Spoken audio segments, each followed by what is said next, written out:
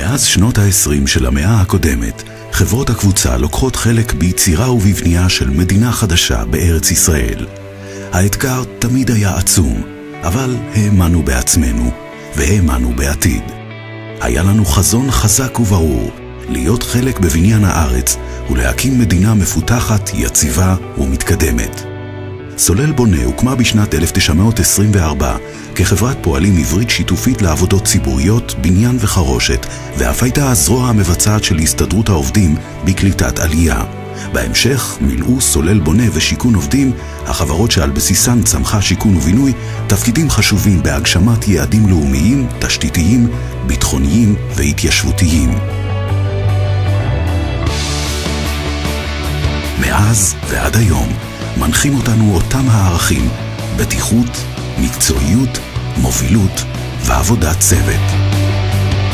בשנת 2007 רכשה קבוצת אריסון את השליטה בחברה, וכיום שיכון ובינוי היא חברת התשתיות, הנדל"ן והזכיינות המובילה בישראל, עם איתנות פיננסית ומוניטין בינלאומיים.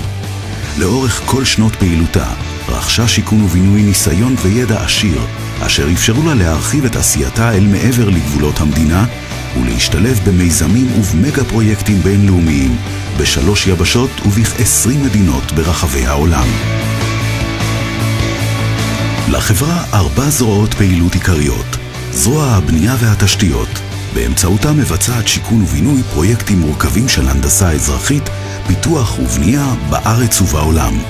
זרוע ייזום הנדל"ן, באמצעותה מפתחת החברה הקמת סביבות מגורים משפחתיות קהילתיות מושלמות, וכן מנהלת נכסים מניבים למסחר ומגורים בארץ ובעולם. זרוע של אנרגיה מתחדשת, באמצעותה מפתחת שיכון ובינוי ומקימה מיזמים סולריים מתקדמים בטכנולוגיה טרמוסולרית ופוטו-וולטאית. וזרוע המים, באמצעותה מספקת שיכון ובינוי פתרונות איכותיים לטיוב ולהתפלת מים.